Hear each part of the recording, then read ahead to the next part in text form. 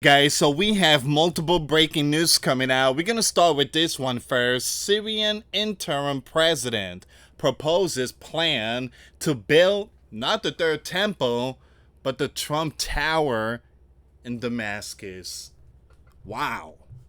All right, we're going to get to all this here, guys. We have more breaking news. Speculation rises that Donald will announce U.S. recognition of the Palestine, state.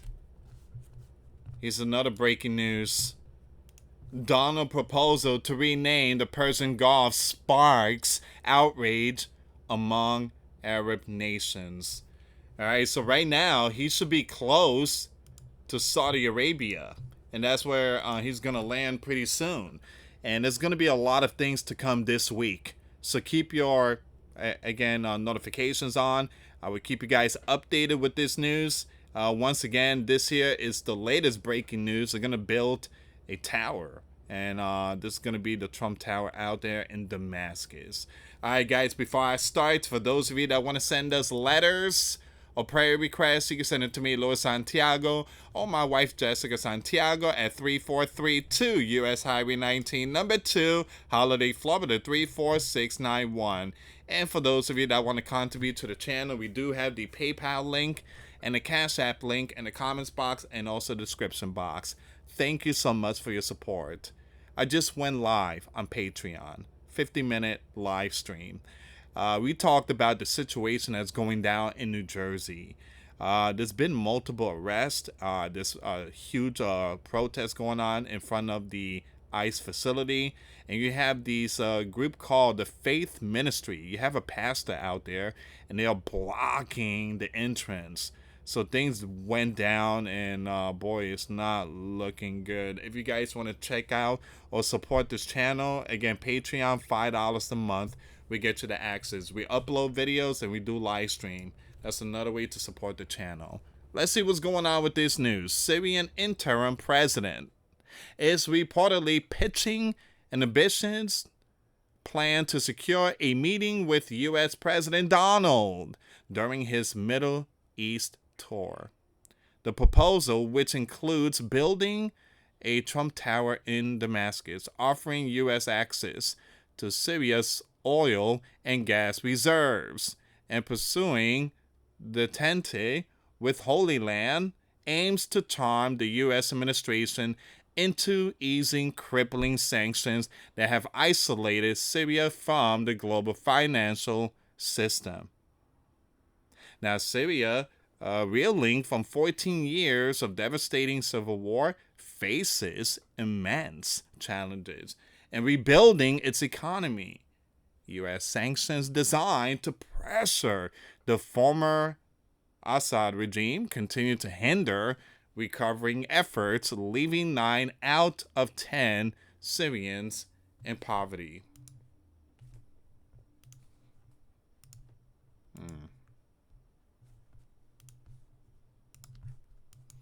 Now you have Sha'ar, I think that's how you pronounce the name, who assumed power after rebels ousted Bashar in December 2024, is seeking sanctions relief to kickstart economic recovery.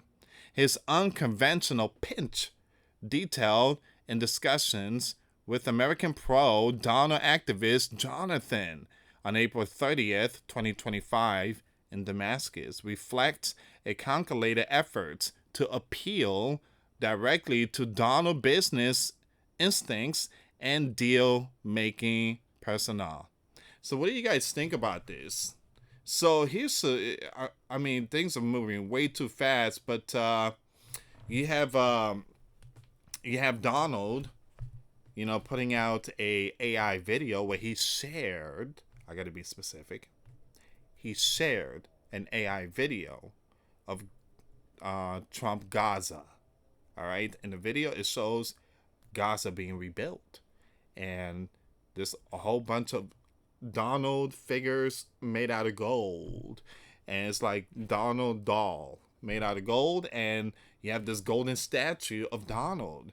And now you have a Syrian interim president who is planning to build the Trump Tower. And then Donald want to change the name Persian Gulf to the Arabian Gulf or the Gulf of Arabian. What do you guys think about this? I noticed that Donald is intervening a lot when it comes to the Mid East. A lot. So it's very important to stay focused on when it comes to scriptures. So it's like he's the only U.S. leader to actually do these type of stuff. So Bass, who's met Shawaa for 4 hours alongside Syrian activists and Gulf Arab representatives, relayed the Syrian leader's vision. You have a Donald Tower in Damascus as a symbol of economic partnership, U.S. access to Syria energy resources, and a commitment to peace with Holy Land. Shawaa also highlighted a personal connection, noting that both he and Trump have survived the takeout, the attempt, hoping to forge a rapport. Now, the Syrian delegation, with support from Gulf states, is attempting to arrange a landmark meeting between Shawaa and Donald on the sidelines of Donald's visit to Saudi Arabia, Qatar, and the UAE. A source close to Shawaa indicated that a meeting remains possible during the Saudi leg of the tour, though Donald's packed schedule and division within his administration make it unlikely. Charles Lister, head of the Syrian initiative at the Middle East Institute, emphasized the strategy behind this push. The idea is that getting a Donald directly is the best avenue. Based there are just too many ideologies within the administration to get past. Donald administration has yet to articulate a coherent Syria policy, with some officials favoring a hardline stance due to Shawaa's past ties to al-Qaeda, while others in the State Department advocates for engagement. All right, once again, this is a bombshell report here. We're going to go with the next one, but Syrian interim president proposes plan to build Trump Tower in Damascus. Seems like they're going to make that tower bigger than any other buildings out there. Jeez.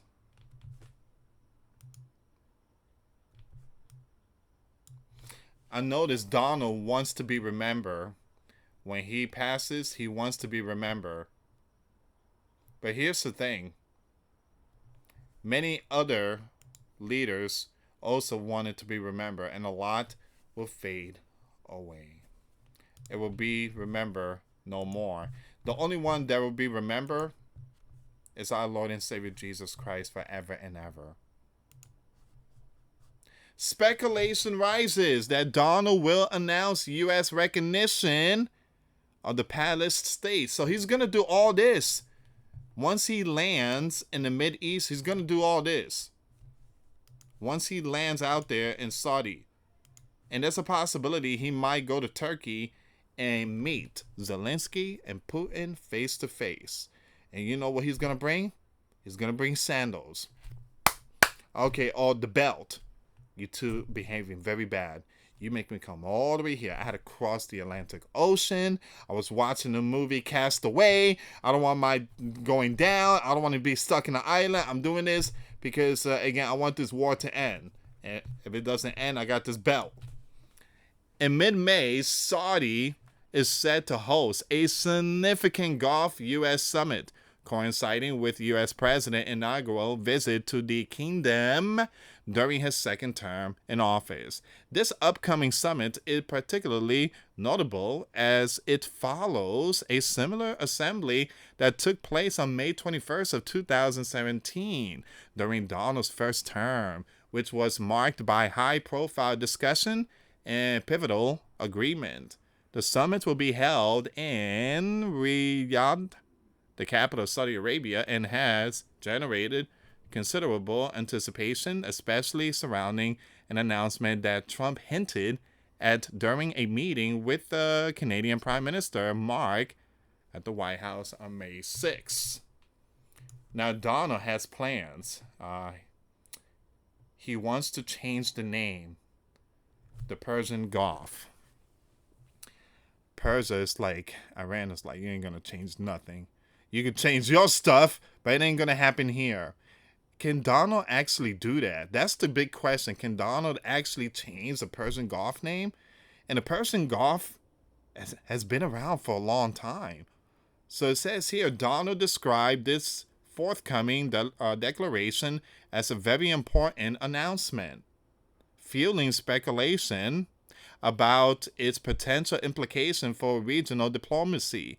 The agenda for the summit is expected to be robust, focusing on a range of crucial topics, including security and military cooperation, technology partnership, and advancement in artificial intelligence. All Gulf Cooperation Council leaders are expected to attend, with a notable exception of King Salman bin. He has been notably absent from public engagement due to ongoing health issues. A diplomatic source with knowledge of the proceeding who spoke to the media line under the condition of anonymity revealed that Donald is anticipated to formally recognize the state of Palestine, stating that this recognition would include the establishment of a Palestine state independent of Hamas influence. Now, this potential declaration, if made, is expected to be a landmark moment that could significantly alter the geopolitical landscape in the Mideast, possibly encouraging more nations to join the Abraham Accord. I don't think the Abraham Accord is still around.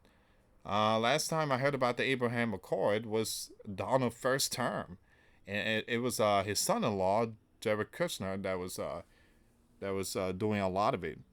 Additionally, the source indicated that while several economic agreements are expected to be discussed, many of which have already been made public, others could emerge, including the possibility of the Gulf state receiving exemptions from certain tariffs.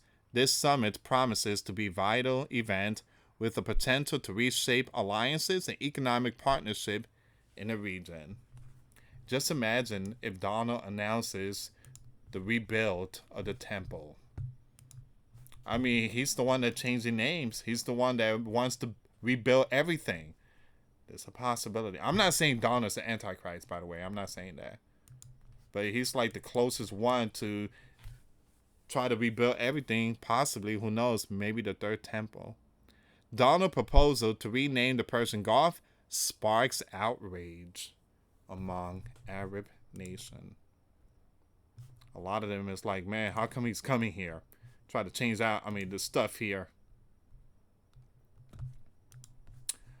In a move that has ignited fierce debate across the Mideast and beyond, Donald has proposed renaming the Persian Gulf to the Arabian Gulf during an upcoming trip to Saudi, Qatar, and the UAE. Right now, he should be landing pretty soon.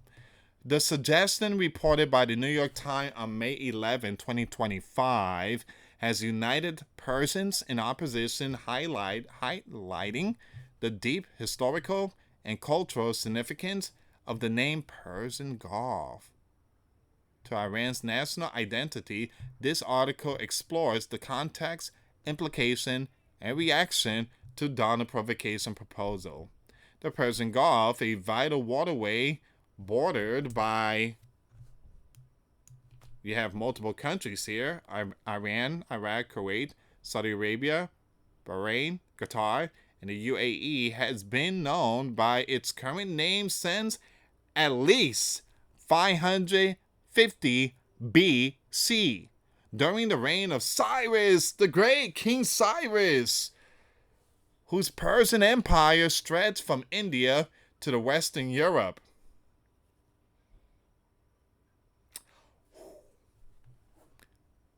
His empire stretch from India to Western Europe. That's huge. That is big. The Persians, Cyrus the Great, and Donald wants to change the name. Wow. The name reflects the historical dominance of ancient Persia, modern day Iran, and I still use the name Persia, whose southern coast runs along the entire length of the Gulf. Now, for Iranians, the term Persian Gulf is not merely geographical, but a symbol of their culture and historical heritage, fiercely defended by Gov from the pre-revolutionary era of the Shah to the present. I'm going to skip that name there. In contrast, many Arab nations, including Saudi Arabia and the UAE, have long advocated for the term Arabian Gulf to reflect their own regional identity and influence. The U.S. military has often used Arabian Gulf in communication to align with Arab allies, though the U.S. Board on Geographic Names officially mandates Persian Gulf for the federal use. All right. So this naming dispute has been a point of contention for decades, with Iran even warning to sue Google in 2012 for omitting the name entirely from its map. You know who's suing Google? Mexico. How dare you change the name Gulf of America? Gulf of Mexico. Excuse me. So on May 7, 2025, the Associated Press reported that Donald plans to announce the U.S. will officially refer to the Persian Gulf as the Arabian Gulf, or Gulf of Arabia, during his Mideast tour.